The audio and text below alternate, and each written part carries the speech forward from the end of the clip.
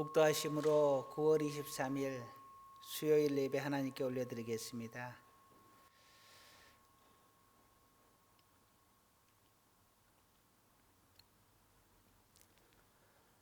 하나님은 영이시니 예배하는 자가 영과 진리로 예배할지니라. 아멘. 사도신경으로 우리의 신앙을 고백하겠습니다. 나는 전능하신 아버지 하나님 천지의 창조주를 믿습니다. 나는 그의 유일하신 아들 우리 주 예수 그리스도를 믿습니다. 그는 성령으로 잉태되어 동정녀 마리아에게서 나시고 본디오 빌라도에게 고난을 받아 십자가에 못 박혀 죽으시고 장사된 지 사흘 만에 죽은 자 가운데서 다시 살아나셨으며 하늘에 오르시어 전능하신 아버지 하나님 우편에 앉아 계시다가 거기로부터 살아있는 자와 죽은 자를 심판하러 오십니다. 나는 성령을 믿으며 거룩한 공교회와 성도의 교제와 죄를 용서받는 것과 몸의 부활과 영생을 믿습니다. 아멘.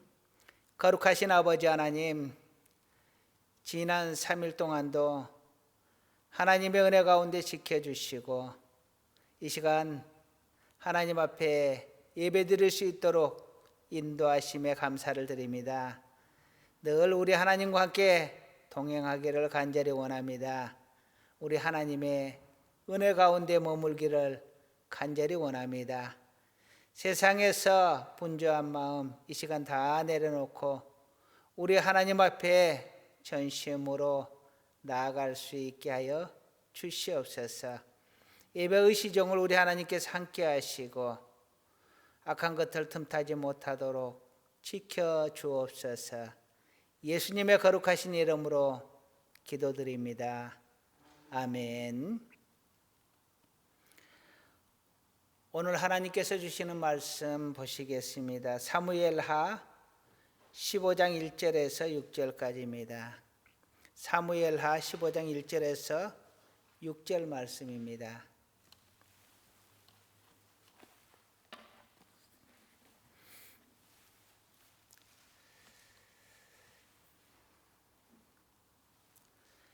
함께 봉독하겠습니다. 그 후에 압살롬이 자기를 위하여 병거와 말들을 준비하고 호위병 50명을 그 앞에 세우니라. 압살롬이 일찍이 일어나 성문길 곁에 서서 어떤 사람이든지 송사가 있어 왕에게 재판을 청하러 올 때에 그 사람을 불러 이르되 너는 어느 성읍 사람이냐 하니 그 사람이 대답이 종은 이스라엘 아무 지파에 속하였나이다 하면 압살롬이 그에게 이르기를 보라 내 일이 옳고 바르다마는 내 송사를 들을 사람을 왕께서 세우지 아니하셨다 하고 또 압살롬이 이르기를 내가 이 땅에서 재판관이 되고 누구든지 송사나 재판할 일이 있어 내게로 오는 자에게 내가 정의 베풀기를 원하노라 하고 사람이 가까이 와서 그에게 절하려 하면 압살롬이 손을 펴서 그 사람을 붙들고 그에게 입을 맞추니 이스라엘 무리 중에 왕께 재판을 청하러 오는 자들마다 압살롬의 행함이 이와 같아서 이스라엘 사람의 마음을 압살롬이 훔치니라. 아멘.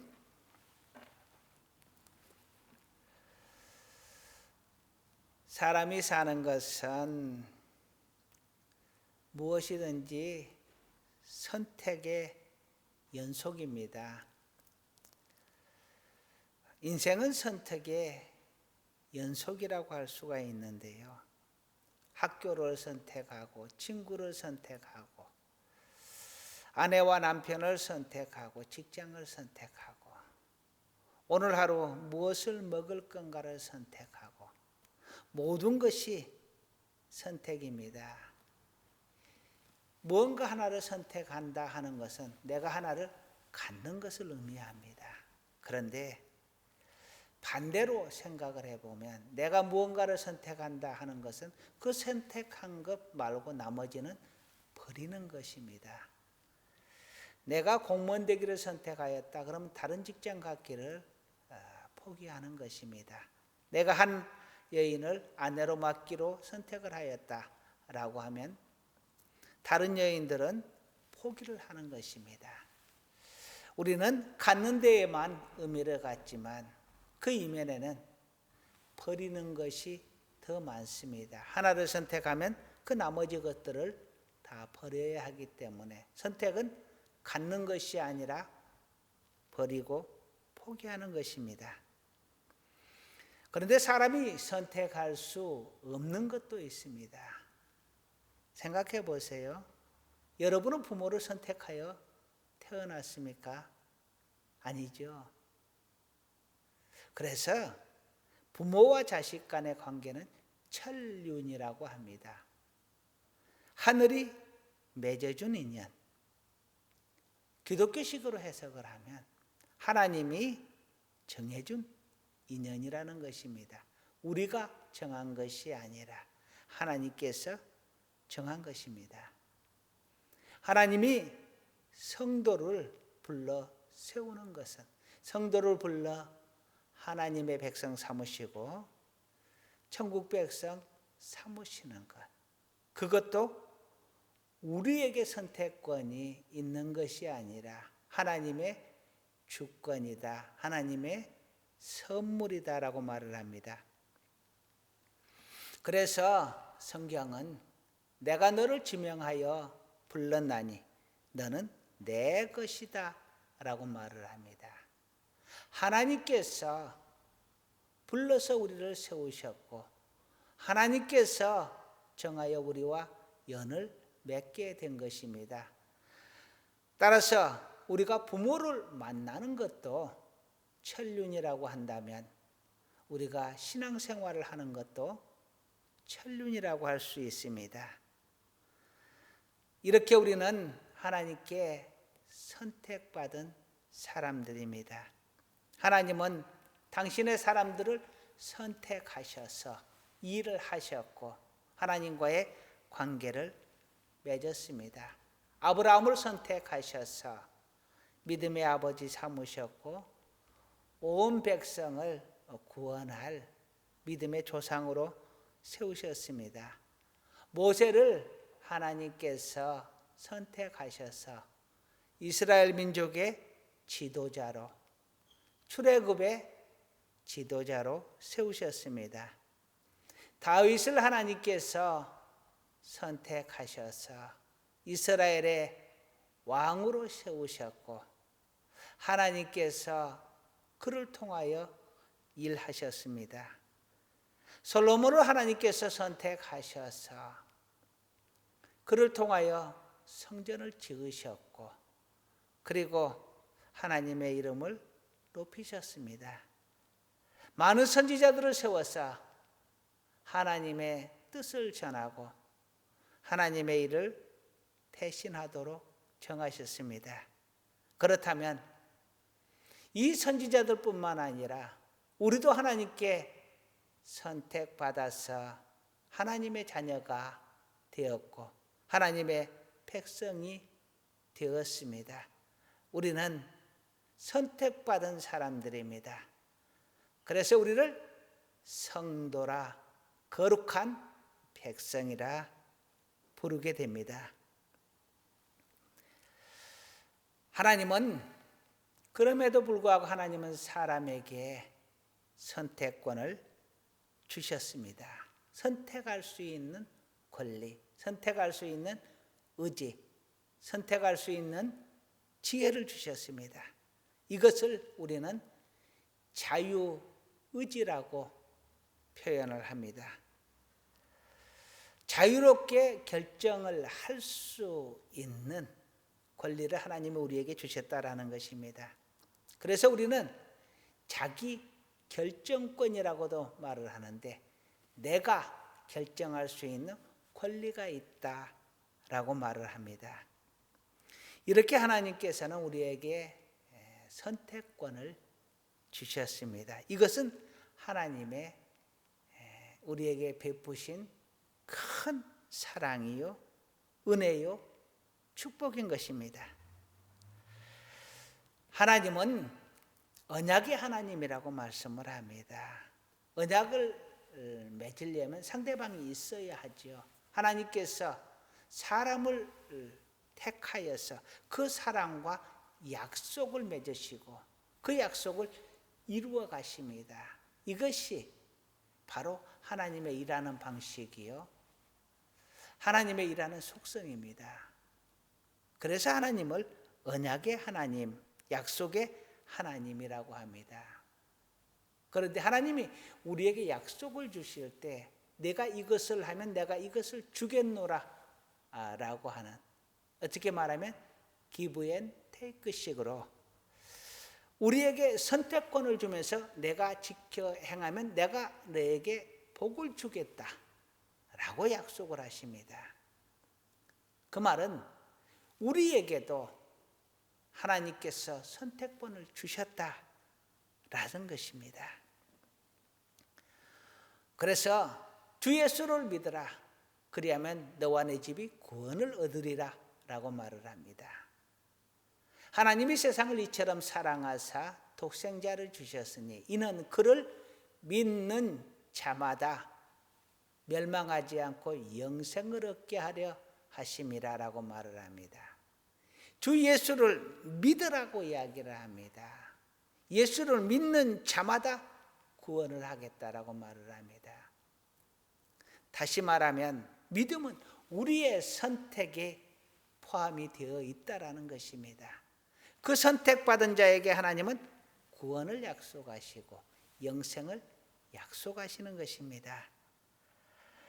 이처럼 하나님은 우리에게 선택권을 주셨습니다. 하나님을 믿을 수 있는 선택권도 있고 믿지 않을 선택권도 우리에게는 있습니다. 이 믿음의 선택권은 우리에게 복된 선택권이 될 것이고 믿지 않음의 선택권은 우리에게 불행한 선택권이 될 것입니다. 그 선택에 의해서 우리는 천국을 가게 될 것이고 어떤 이는 지옥을 가게 될 것입니다. 하나님께서 우리에게 부여한 이 선택권이 어떤 이에게는 축복이요, 어떤 이에게는 저주가 되는 것이죠. 그 축복과 선택이 바로 우리에게 달려있다라는 것입니다. 하나님께서 말씀을 하십니다. 내가 내 앞에 축복과 저주를 놓았다. 내가 선택해라 하는 것입니다. 너는 축복을 선택할 것이냐, 저주를 선택할 것이냐. 축복을 선택하려거든 하나님의 말씀을 지켜 행하라. 저주를 선택하는 자들은 하나님을 무시하고 하나님을 멀리하고 하나님의 말씀을 지켜 행하지 않는 것입니다. 우리는 축복을 선택한 자들입니다. 자, 오늘 본문을 보게 되면은 압살롬이 사람들의 마음을 훔쳤다라고 기록을 합니다. 오늘 본문 6절의 말씀을 다시 한번 읽어보겠습니다. 이스라엘 무리 중에 왕께 재판을 청하러 오는 자들마다 압살롬의 행함이 이와 같아서 이스라엘 사람의 마음을 압살롬이 훔치니라. 아멘. 우리는 사람의 마음을 훔치는 자가 될 것인가, 하나님의 마음을 훔치는 자가 될 것인가 선택하여야 합니다. 압살롬은 사람의 마음을 훔치기로 선택하였습니다. 그래서 이후 7절을 보게 되면 4년 만에 압살롬이 왕께 아뢰되 내가 여호와께 서원한 것이 있사오니 청하건대 내가 헤브론에 가서 그 서원을 이루게 하소서라고 합니다. 4년 동안을 사람의 마음을 훔치는 일을 하였다라는 것입니다. 압살롬이 사람의 마음을 훔치기로 작정하고 사람의 마음을 훔치기 시작한 것이 4년간이었습니다. 그런데 이것은 반역을 위한 선택이었고 죄를 짓기 위한 선택이었습니다. 이후에 압살롬은 반란을 일으켜서 아버지 다윗을 몰아내고 자기가 왕이 되게 됩니다. 15장 1절을 보게 되면 그 후에 압살롬이 자기를 위하여 병거와 말들을 준비하고 호위병 50명을 그 앞에 세우니라 라고 하였습니다. 이것을 보게 되면 압살롬은 작정하고 반역을 선택하고 차곡차곡 준비를 해왔다라는 것을 알 수 있습니다. 자그마치 4년을 준비하고 되었다라고 생각을 할 때 그는 다윗에게 거짓말을 하고 헤브론으로 가서 스스로 왕이 되고 반란을 일으키게 됩니다. 압살롬은 이렇게 사람의 마음을 훔치기로 작정을 하였고 반란을 일으키기로 작정을 하였습니다. 이렇게 사람의 마음을 훔치기로 작정하는 자들은 반드시 죄의 길로 갈 수밖에 없는 것입니다. 그러나 반드시 사람의 마음을 훔치는 자만이 있는 것이 아닙니다. 다윗은 모든 일에 하나님에게 묻고 잘못을 하나님에게 아뢰고 하나님과 동행하는 삶을 살기를 기꺼이 즐거워하였습니다. 그래서 여호와 하나님께서 다윗과 함께 하시니 다윗이 가는 곳마다 이기더라. 다윗이 점점 강성하여 가더라. 다윗의 삶이 형통하게 됩니다. 그래서 다윗은 말년에 이렇게 고백을 합니다. 여호와는 나의 목자시니 내게 부족함이 없으리로다. 할렐루야. 다윗은 사람의 마음을 훔치기로 선택을 한 것이 아니고 하나님의 마음을 훔치기로 선택을 한 것입니다. 잠깐은 압살롬이 사람의 마음을 훔쳐서 성공하고 출세하고 왕이 되고 그 권위가 영원히 갈 것 같았습니다. 다윗은 쫓겨나고 도망자 신세가 되었고요. 그런데 긴 시간을 보면 비록 압살롬이 반란에 성공을 하였지만 하나님께서 다윗에게 다시금 회복의 기회를 주셔서 압살롬은 죽고 다윗은 왕위를 다시 회복하게 됩니다. 그리고 오랜 기간을 왕위에 머물면서 그는 성군이라 칭함을 받게 되고 이스라엘의 전성기를 만드는 왕으로 이스라엘에서 가장 존경받는 왕, 그래서 성경에도 큰 왕으로 기록을 하고 있습니다. 이런 다윗에게 하나님은 내 마음에 합한 자라는 호칭을 사용하고 있습니다. 내 마음에 합한 자, 내 마음에 쏙 드는 자. 하나님의 마음을 훔쳤습니다. 그런 다윗은 하나님께서 가는 곳마다 형통하게 하시고 이기게 하시고 강성하게 하시고 그 이름을 높이 세워주셨습니다. 오늘은 사람의 마음을 훔치는 자와 하나님의 마음을 훔치는 자에 대해서 조금 더 이야기를 나눠보려고 합니다. 사람의 마음을 훔치는 자는 필히 사람의 눈치를 보게 되고 사람의 마음에 들게 하기 위하여 세상적으로 모든 것을 활동을 하게 됩니다. 세상의 가치, 세상의 눈, 거기를 따르게 되어 있습니다. 하나님의 마음과는 멀어지게 되고 세상과는 가까워지게 되겠지요. 그런 자들은 필히 죄를 짓게 하고 하나님은 그러한 자들을 즐거워하지 않게 됩니다.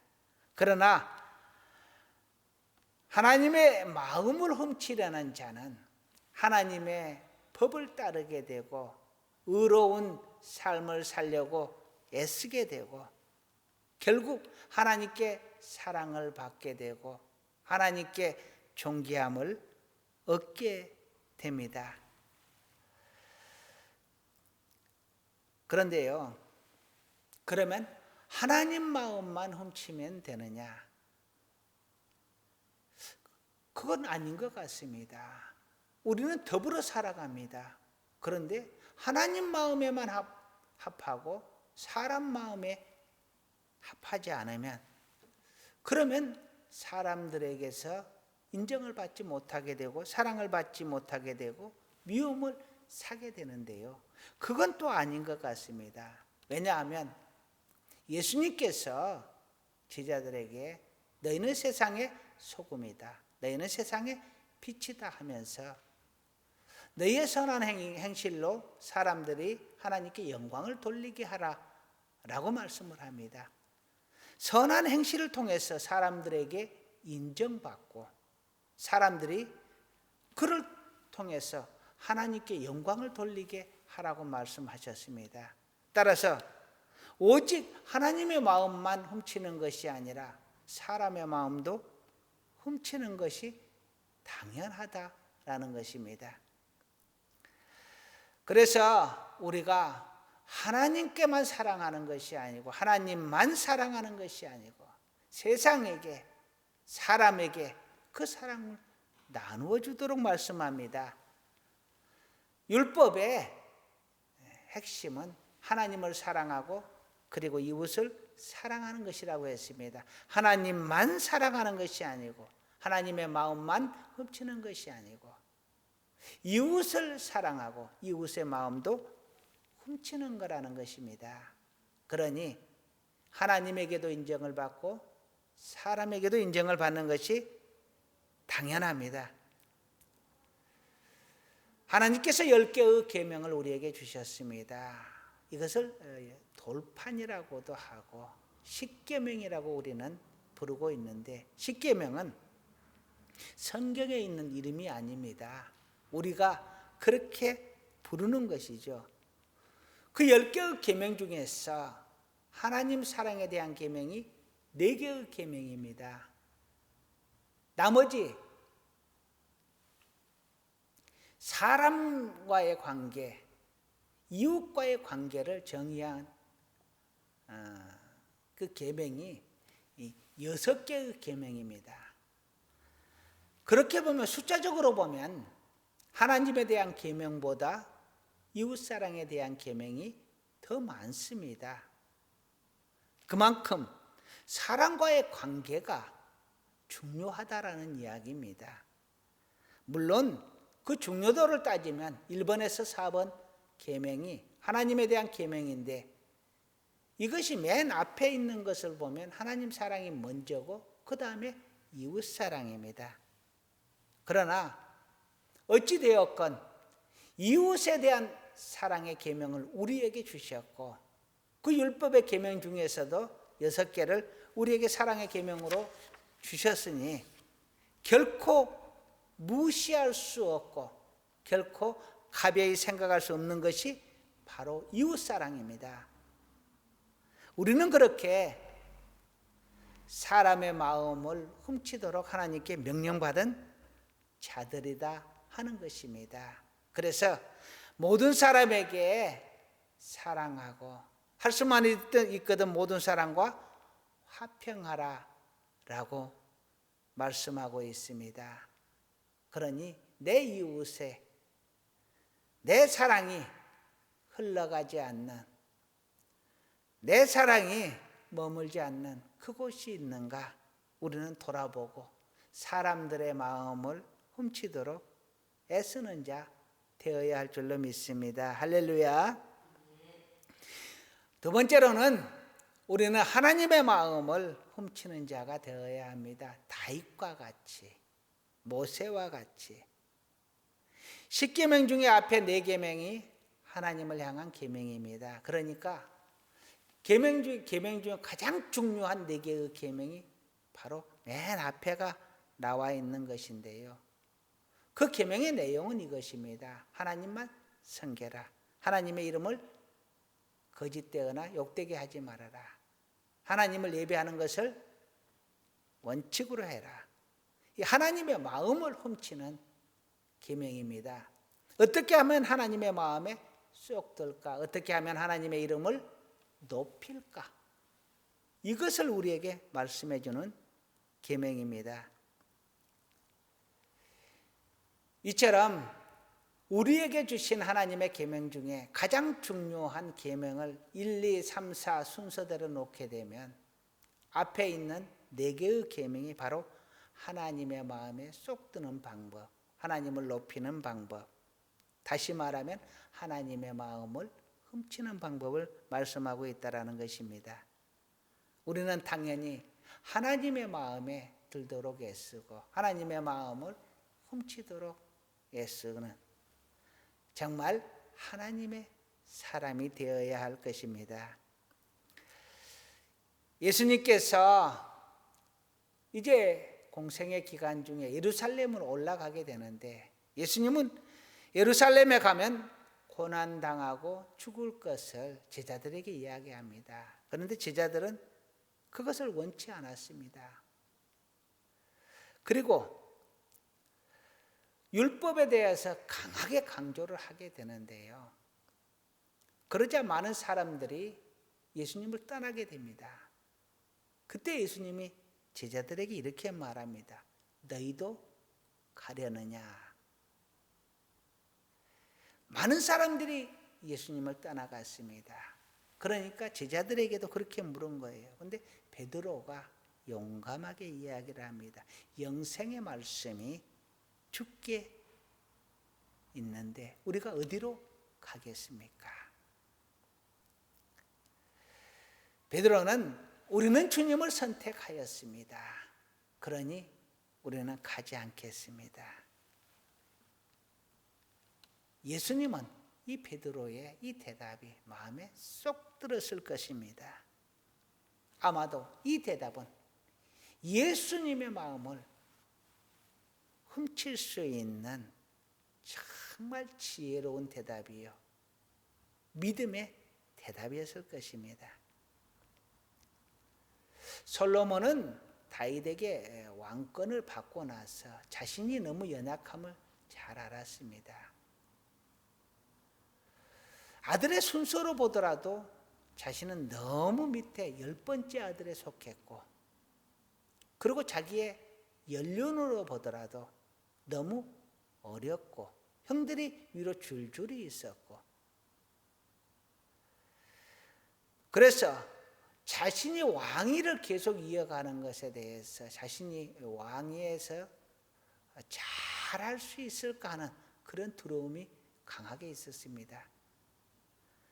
이때 솔로몬은 1000번째로 하나님께 올려드리면서 자신의 왕위를 잘 해나갈 수 있기를 하나님 앞에 기도를 올리게 되는데요. 그때에 하나님께서 1000번째 중에 그에게 나타나서 내가 너에게 무엇을 주기를 원하느냐라고 물어보았습니다. 그러자 솔로몬이 하나님에게 이렇게 대답을 합니다. 나는 어리고 내 직임은 너무 무거우니 하나님의 백성을 내가 지혜롭게 잘 판단할 수 있게 지혜를 달라고 합니다. 그때 하나님께서 솔로몬의 대답이 마음에 쏙 들었습니다. 즉 솔로몬의 그 대답은 하나님의 마음을 훔쳤습니다. 그러자 하나님께서 솔로몬에게 말합니다. 내가 부귀와 영화도 구하지 아니하고 하나님의 백성을 판단할 수 있는 지혜를 구하였으니 내가 지혜와 함께 부귀와 영광도 너에게 주겠노라 라고 말을 합니다. 하나님의 마음을 훔친 솔로몬은 원하던 지혜뿐만 아니라 부귀와 영광도 함께 받게 됩니다.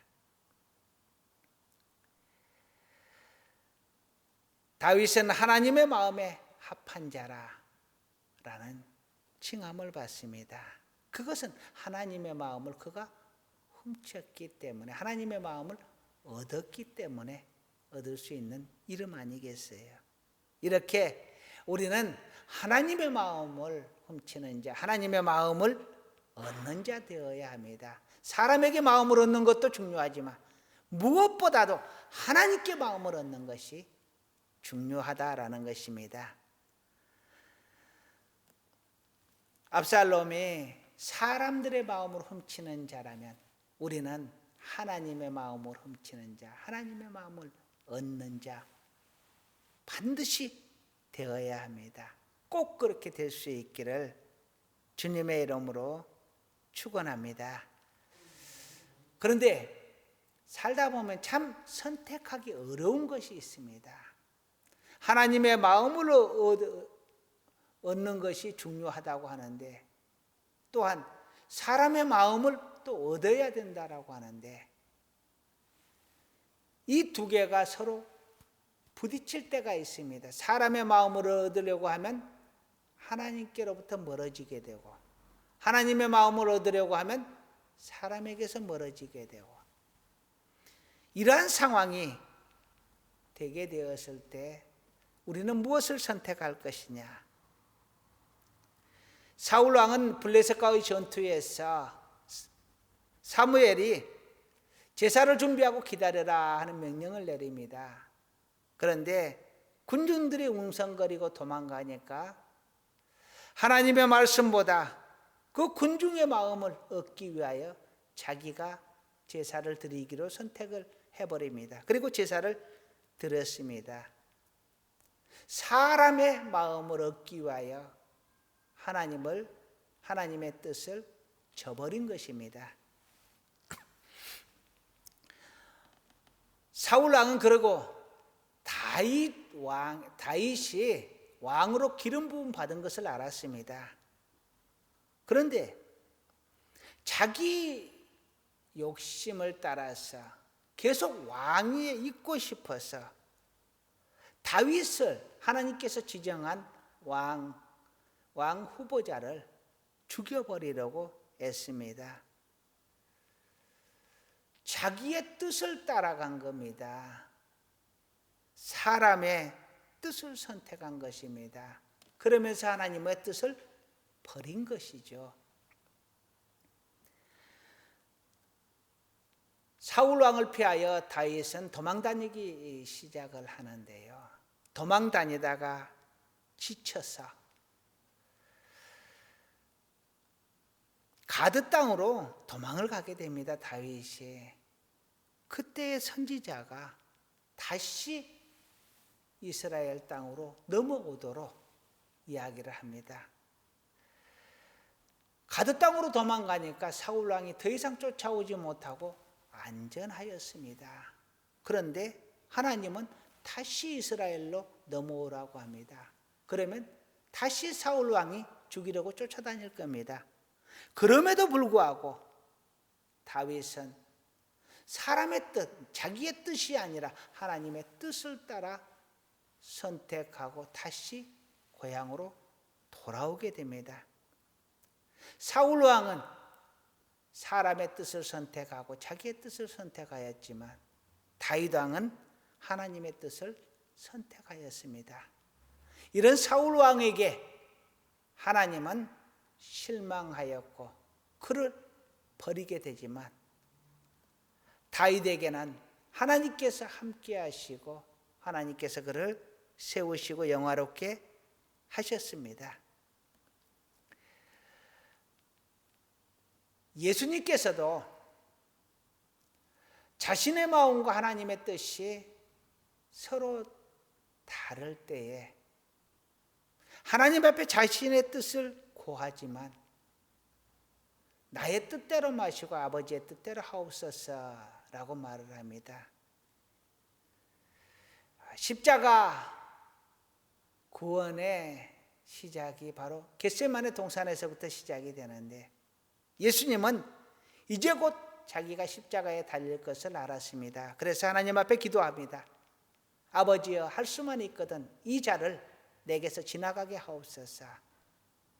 그러나 나의 원대로 하지 마시고 아버지의 원대로 아버지의 뜻대로 하시옵소서 라고 말을 합니다. 나의 뜻과 아버지의 뜻이 다를 때는 아버지의 뜻을 따르겠다라는 것입니다.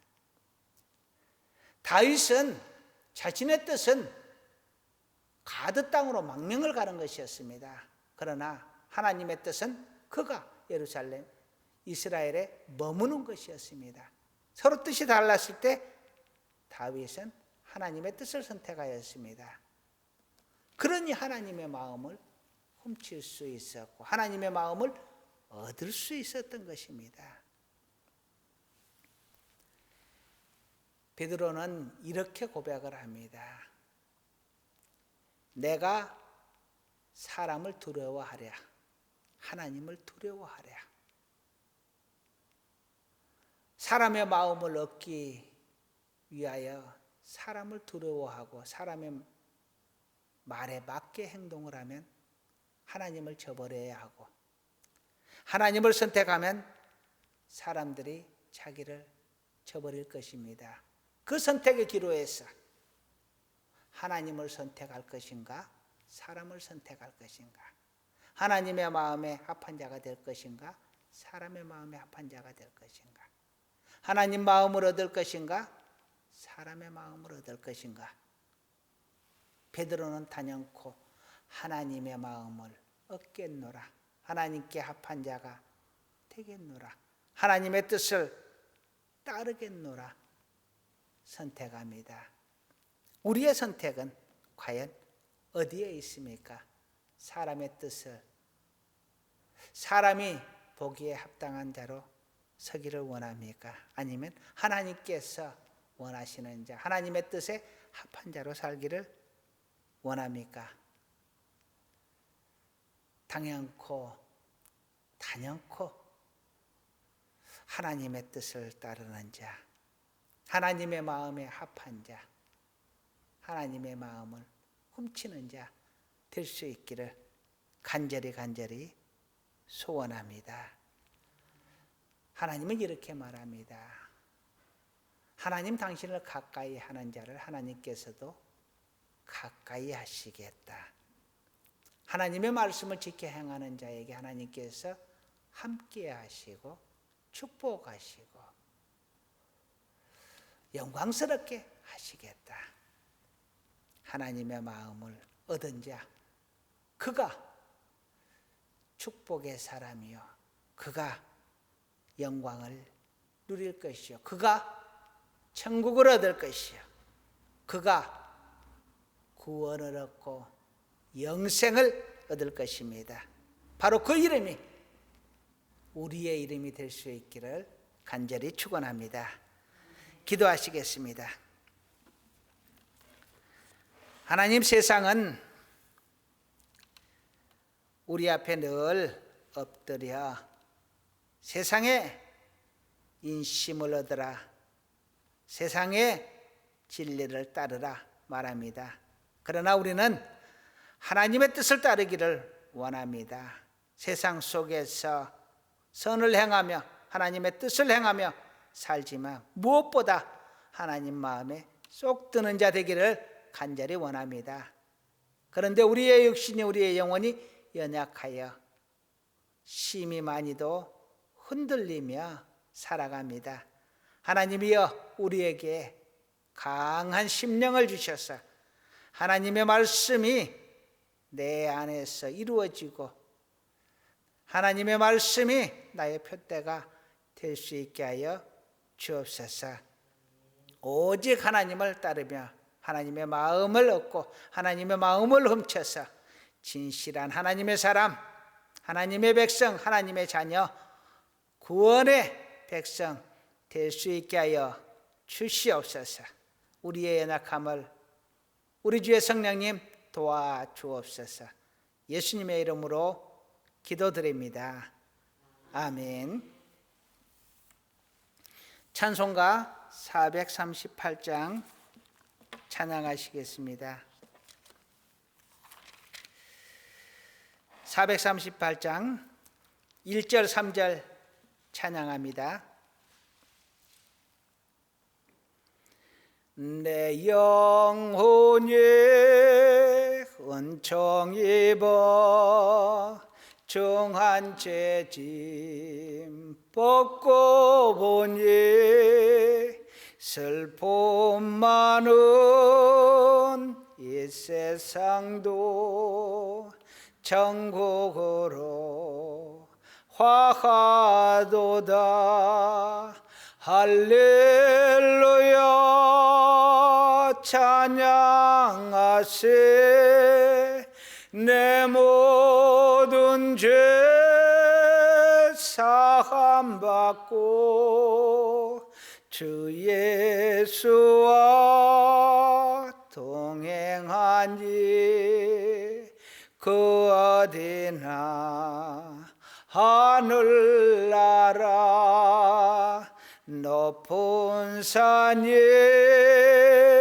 거친 돌이 조막이나 궁궐이나 내 주 예수 모신 곳이 그 어디나 하늘나라. 할렐루야 찬양하세. 내 모든 죄 사함받고 주 예수와 동행하니 그 어디나 하늘나라.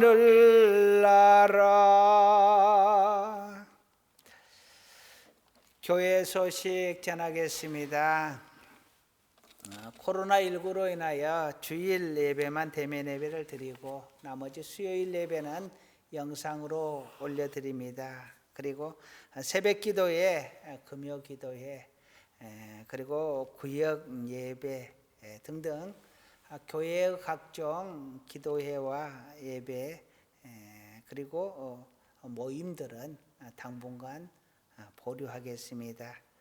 세상 속에서든 교회 속에서든 서로에게 불편함이 없도록 서로에게 피해를 주는 일이 없도록 우리가 조금 더 신경 쓰고 협력하는 그런 모습 보여줄 수 있기를 간절히 부탁을 드리겠습니다. 축복 기도하고 예배 순서 마치겠습니다. 기도하시겠습니다. 이제는 우리 주 예수 그리스도의 구속의 은혜와 하나님 아버지의 지극하신 사랑하심과 성령님의 도우시고 인도하시며 축복하시는 놀라운 은혜가 언제나 하나님의 뜻을 선택하고 하나님의 마음에 합하기를 간절히 원하며 하나님의 마음을 사기를 간절히 원하는 사랑하는 하나님의 귀한 자녀들 위해 우리 하늘교회 위에 이제로부터 영원토록 함께 있을지어다. 아멘.